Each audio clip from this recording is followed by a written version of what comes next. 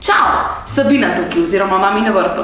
In tokrat bomo spet govorili o darilih. Darila. Ja, darila nas spremljajo celotno življenje, ne samo, ko imamo rojstni dan ali pa ko so ti decembrski, zimski možje, ampak dejansko skozi. Ampak tokrat se bom osredotočila na darila in sicer na tista, ki jih prinese Božiček. Božiček prinese darila tudi pri nas, čeprav jaz ne podpiram, da se daje materialne stvari, ampak čas, ampak še vseeno otroci nekako, ne samo da pričakujejo. Jaz želim moja otroka navaditi, da pač darilo ni tisto najbolj pomembno, ta materialna stvar, ampak vse neka pozornost šteje. In tokrat, letos, bo tudi moj starejši sin dobil darilo, ki je v bistvu igrača. Igrača, ki ni taka, da jo uporablja en teden, en mesec in se naveličanje da stran, pač je igrača, ki se vrača. Še rima se, a ne?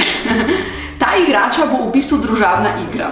In ker jaz vedno pač pogledam, če stvar obstaja že rabljena, se pravi grem na Bouho, Let Go, razne Facebook skupine so, kjer lahko najdemo rabljene igrače, rabljene stvari, karkoli, sem se odločila, da pogledam za to točno igro, če obstaja že rabljena, če jo kdo prodaja. Ker dostikrat je tako, imate doma neko igro, igračo, jo vaš otrok preraste in jo daš naprej, jo prodaš, jo daš prijateljci, sorodniku, nima veze. In to je super, da se ta igrača oziroma pač ta stvar, da se predaja in gre naprej. Na ta način ustvarimo neko krožno obdarovanje.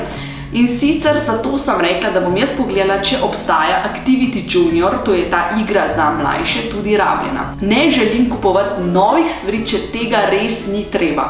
Torej, najprej sem se odločila, grem pogledati na Let Go. Na Let Go nisem našla.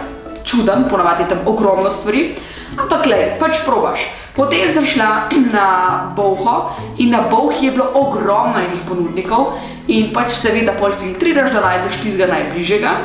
In evo, jaz sem našla in sicer sem dobila prek Bouhe od enega gospoda, ki mi je poslal igro. Igra zgleda kot nova in pazi, zakaj sem to ugotovila, da zgleda kot nova? Ok, jaz sem že videla, res nima nobenih poškodb nič, ampak jaz to pač prinesem domov, oziroma pač moja mami vidi in reče, a si kupila novo igro, a ne pač novo stvar, to družabno igro. Sem rekla, ne, to ni novo, to je rabljeno. In v bistvu na ta način sem tudi jaz dobila potrditev, da rabljene stvari, pač to sem že odprej vedela, ampak vseeno dobila sem potrditev, da rabljene stvari niso nič slabega.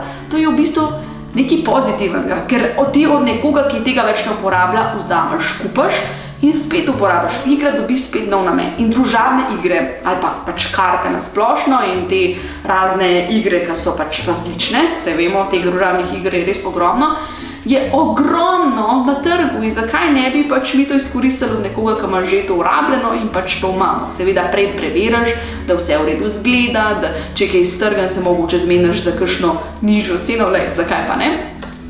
In na ta način v bistvu daš otroku darilo, hkrati si pa tudi ti mirne vesti, ker ne kupuješ nekaj novega, ker bo šlo slej ko prej, pač enkrat bo šlo na tisto smetišče, ki ga je že ogromno. Ti ga ne vidiš tega smetišča, zapomni si, to je daleč stran.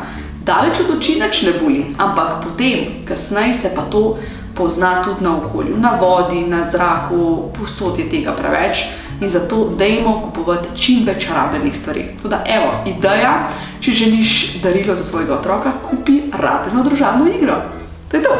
Če ti je bil video všeč, ga lajkaj, zelo bom vesela, če ga deliš naprej, drugače pa naroči na moj YouTube kanal Mami na vrtu in boš obveščena oziroma obveščen o novih videih.